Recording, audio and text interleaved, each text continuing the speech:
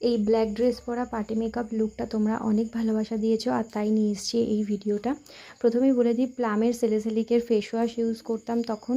এটা বেশ কিছুদিন আগের ভিডিও, তখন আমার মুখে ভালোই পিম্পলস ছিল, তো আমি ওটা ইউজ করতাম। দেন আমি এখানে ইউজ করেছি টোনারের বদলে লরিয়ালের একটা এসেন্স। এটার ফুল ভিডিও দেখতে চাইলে আমাকে কমেন্ট করতে হবে।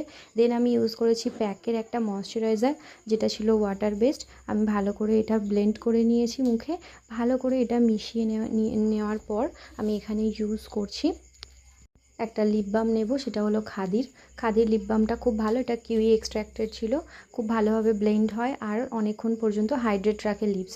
দেন আমি প্যাকের একটা সেটিং স্প্রে ইউজ করে ভালো করে ড্রাই করে নিচ্ছি। আর এটা ড্রাই হওয়ার পরে ইউজ করছি একটা প্রাইমার। ভালো করে প্রাইমারটা টি জোনে অ্যাপ্লাই করে ব্লেন্ড করে দেব। মিক্স ভালো করে করে নেওয়ার পর আমি ইউজ করব এখানে একটা স্ট্রোব ক্রিম, কারণ আমি এখানে একটু ডিউই লুক দেখাতে চাই, তাই আমি এখানে মেবেলিনের স্ট্রোব ক্রিম ইউজ করছি। মেবেলিনের এই যে শেড নাম্বারটা আমার ঠিক মনে নেই, তবে এটা গোল্ডেন কালারের ছিল একটু। দিয়ে ভালো করে ওটাকে ব্লেন্ড করে মিশিয়ে দেবো মুখের মধ্যে।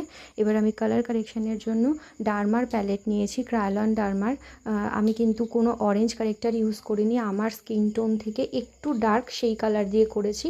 আর তারপর ডিরেক্ট আমি ফাউন্ডেশন নিয়েছি, নিয়ে ভালো করে ব্লেন্ড করে নিয়েছি। অল্প ফাউন্ডেশন নিয়েছি, তারপরে আমি হাইলাইট পার্টগুলোতে কনসিলার ইউজ করেছি, একটু লাইট কালার কনসিলার, মানে আমার স্কিন টোন থেকে একটু লাইট কালার কনসিলার দিয়ে আমি করে নিয়েছি। আর সেটা ছিল ফরএভার 52 এর কনসিলার।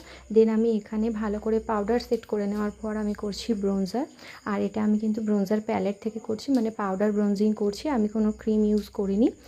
ভালো করে ব্রোঞ্জিং পার্টগুলো ব্রোঞ্জিং করে নেওয়ার পর আমি নেক্সট চলে যাব। এরপর নেক্সট আমার আছে ব্লাশার।